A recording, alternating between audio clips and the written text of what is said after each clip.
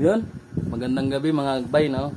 Luto tayo ngayon ng tokwat baboy na kinchay, sabaw-sabaw konti. Wala, natikman ko to 2014 pa lang. So subukan natin i-recreate. Lahat ng kailangan natin nandito na. Baboy na pirito na natin. Tokwa, dami. Sarap yan. Kenchay, paminta, konting pampalasa, siling green, meron na rin. Lagyan natin ito, tausi sa Bisaya para lumasa. Gisa lang tayo konti. So yung kailangan natin, no? Yun. Ito yung mantika. Mantik lang. Yan. Sabayan na natin to lahat, ganoon din naman yan.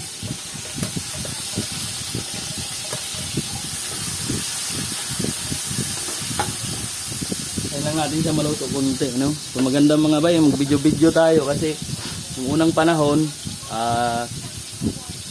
gumagastos para sa album. Kasi ngayon libre na, upload ka lang sa internet. Meron ka ng remembrance hanggang sa forever na yan, nandyan.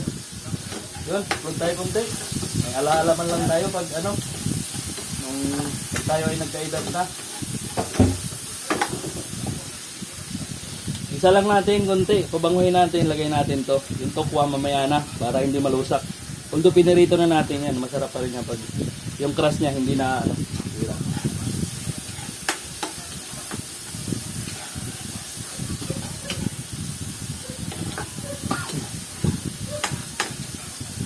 Gawain natin mga bay, no? Paggabi na, masarap sa pagkaramdam yung magluto din tayo, para may ulam, magustuhan din naman. Mas masarap pag nagustuhan ng mga kasama natin. Kaya parang nakakawala din ng stress pag tayo ay nagluluto-luto. Ayan, pag bumunga na konti, lagay natin to, tausi, salted beans.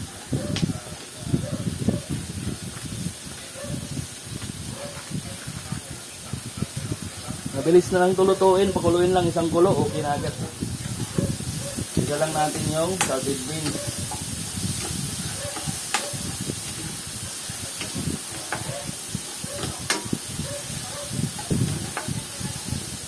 Yun mga bay, no? Sa rubber bushing, sa mga gusto mong pagawa, PM lang sa page. Kaya PM ko kay Sam Q Traders Bag para mapa-schedule na rin. So, yun, maraming salamat. Ang hang, no? Pupasok sa mata ko yung anghang pero masarap yan.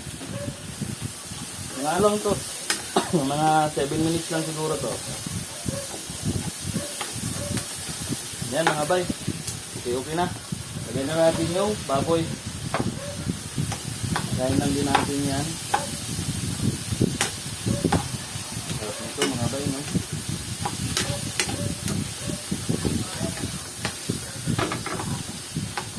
Tinatamad kayo mag kaukaw, yan, ganyanin nyo na lang, balistarin nyo na lang, yan, kaya mabilisan, kunyari lang, pilingero lang tayo, o yung baka masapon pa, sayang.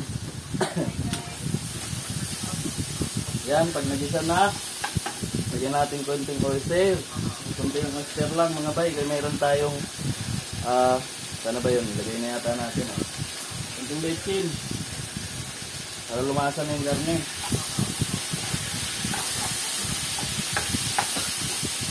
Grabe sarap. Lagyan na natin tubig. Yan, tama na yan. Sabaw-sabaw ito kunti.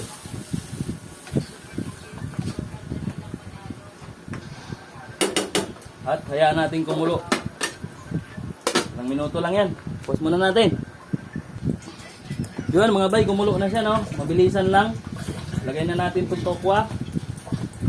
Nilagyan ko nga pala ito ng mga bay, black beans. Tsaka oyster, konti. Tsaka na rin, kasi konti lang yung baboy. Yung binili kasi namin, yung mga lang, yung mga tinatad sa palengke, hinugasan ko ng suka asin, tsaka pinakuluan. Yun na, yun na yun. Kinchay, siling green, paminta, tapos mayroong pampalasa konti. Ito. Haluin lang to saglit mga bay.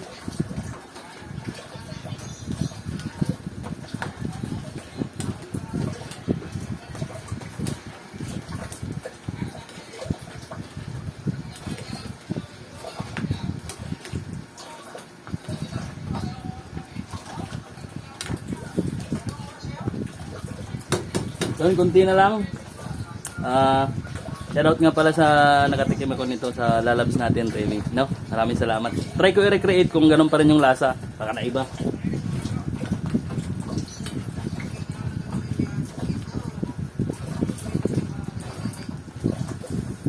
Yun. Okay na to mga bay. Para hindi malusak yung... Kailangan lang naman dito ma-absorb ng tokwa yung lasa. Pag pinatagal kasi natin, yung black beans, alat. So, tama lang yung ganyan, nakakain natin. Yun. Sandok ako konti. Yun na mga bay. Tokwat baboy, may kinchay, may black beans, no? Alam nyo na, anong kasunod nito? Marami pa doon. Maraming salamat sa panonood mga bay, no? Thank you.